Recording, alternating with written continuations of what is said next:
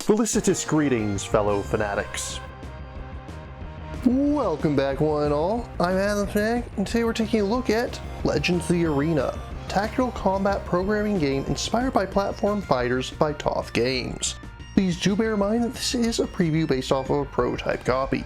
As such, nothing is finalized, anything seen herein is subject to change. Without any further ado, let's dive in!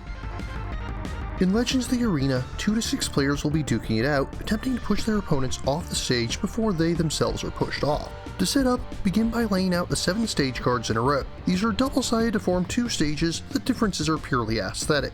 If playing with an even number of players, it's recommended you play in teams. In this case, take the red and blue portal tokens and place them so that one is on the 3rd space of the board and the other is on the 5th. It's recommended that teammates sit on the same side of the table. If you have an odd number of players or simply wish to play free-for-all, instead take the single portal token, flip it to the purple side, and place it in the middle. Then, each player will need to choose a character. Each character will have a bio card, which you'll keep in front of you. Take a fatigue token, and place it on the 0 space of the track. You'll also need your character's standee, which you'll place on the same card as your team's portal. Make sure your standee is facing towards the middle. This will be important during gameplay. Next, take your combat cards. You should have basic cards with a black border on the left side of the card, specials with silver, and an ultimate with a pattern unique to your character. First, take the ultimate and place it face up. Then, take your specials, shuffle them up, and then place them face down on top of your ultimate. The resulting deck is called your meter. Take all of your basic cards into your hand. Some characters may also have special pieces for them, such as Sabo's Caltrops or Lucius's Werewolf standee. Your reference card will have a reminder about how these are used. Each team should also take stock tokens. It's recommended you use 1 per player, although you can use more for a longer bout. Bear in mind that these are shared among your team. Make sure the knockback tokens are within easy reach of all players. Finally, have a player flip the initiative token. If it lands face up, their team starts with it. Otherwise, it goes to the opposing team. And with that, you're ready to begin.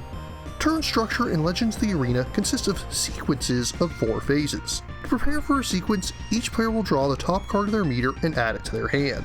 On later sequences, if a player has no cards remaining in their meter, they may choose to take all 3 of their specials and reshuffle them before drawing one. This means they'll have to give up any that remain in their hand. Otherwise, they may simply opt to keep what they already have in their hand. In the select phase, all players will simultaneously plan out their moves for the sequence by making a stack of 3 cards from their hand. These will be played out from top to bottom. Once players have chosen their cards, they'll move on to the play phase, where the main meat of the game takes place. Each play phase consists of 3 rounds. I've chosen to skip the first couple sequences of the game to give a better example of what characters might be capable of. After 2 sequences, Hilda and Fitz have their backs to one another, which of course will influence their decisions for this sequence. Revealing the first cards of their stack, Fitz has back and Hilda has defensive pivot. Look at the top left corner of each card to see its speed. Cards are resolved from highest number to lowest, with ties decided by whichever team has the initiative token. If playing a team game and there are ties within a team, that team decides which order they want to resolve their actions in. Since her card speed is 60, Hilda goes first this round. Hilda has 2 block, but that really doesn't do anything since she's not being attacked. However, she also has the option of turning, and she takes it. Fitz's back then activates. His back isn't currently toward an edge, so we ignore the first part of the card. The second says he moves backwards 1 space, so that'll put him in the same space as Hilda. Any number of combatants may share a single space. Fitz has the option to turn, but he decides not to use it. Next, each player reveals their card for the second round of the sequence. Fitz acts first with link up speed of 50. However, Hilda is currently at range 0, so he has no valid target and it fails. Hilda on the other hand has punch, which will strike Fitz for 2. First, he'll take 1 fatigue. Anytime you take any damage, you'll move your fatigue token up 1 space regardless of how much damage you took.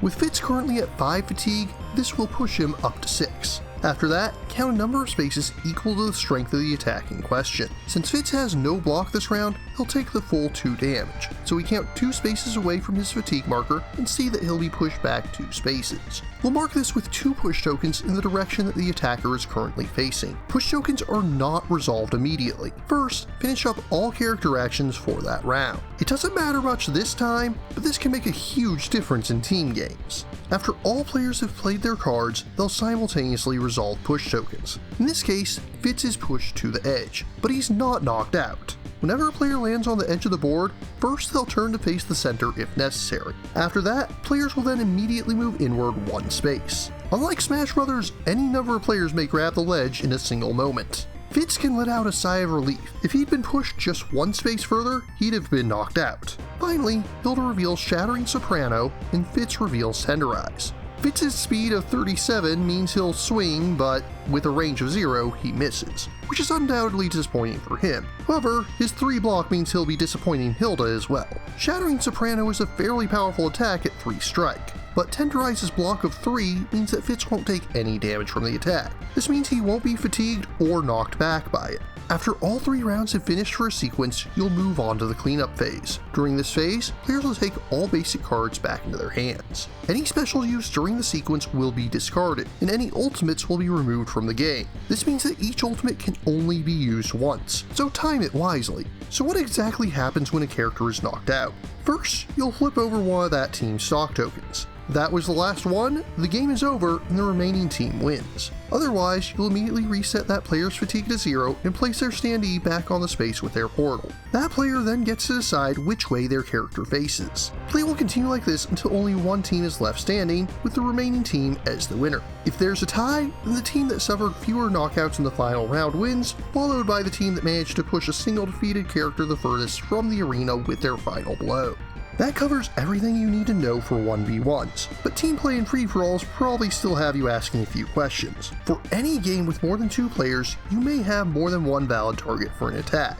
You never have to worry about friendly fire, your teammates are immune to your attacks. But if there's more than one valid enemy, you'll determine who gets hurt by first picking the target closest to you, then the target with the slowest speed that round, and if it's still a tie, you attack the one with the lowest fatigue. If all of these things are equal, the attacker chooses from between the tied targets which one is hit. In free-for-all, players do not use stock tokens. Instead, they'll take a knockout token every time they manage to land the finishing blow on an opponent. If multiple players strike the same target on the turn they're knocked out, then the player that scored the last hit on them gets the credit.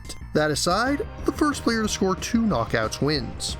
And I'd be remiss if I didn't mention the fact that there's also a tabletop simulator mod available to try the game out yourself, with 6 of the 8 characters fully playable at the moment, the same that are currently in this prototype copy. As always, I praise any dev that's confident enough to put out a full demo like this in order to let the players try the full game before committing to back or buy.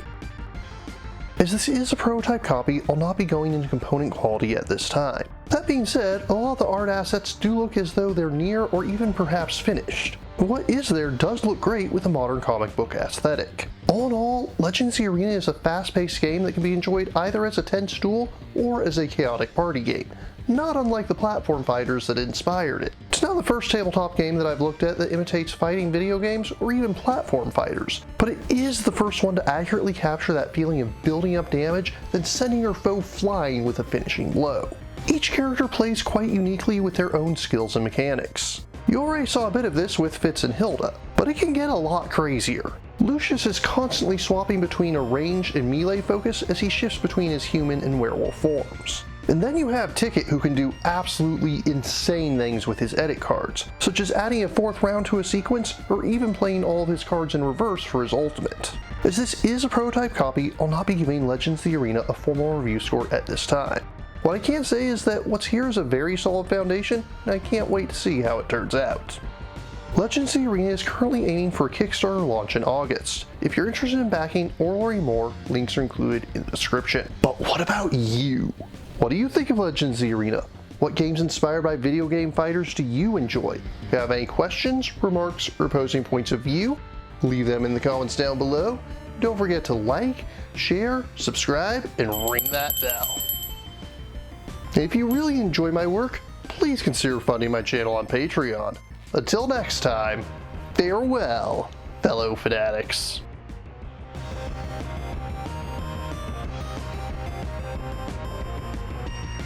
Thank you again for watching. I have plenty more to share with you if you're interested.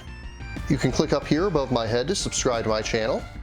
You can click over here on my monitor to see the most recent video that I've worked on. Or if you prefer, you can click up here to open this mysterious vault and see what video that the YouTube algorithm has picked just for you.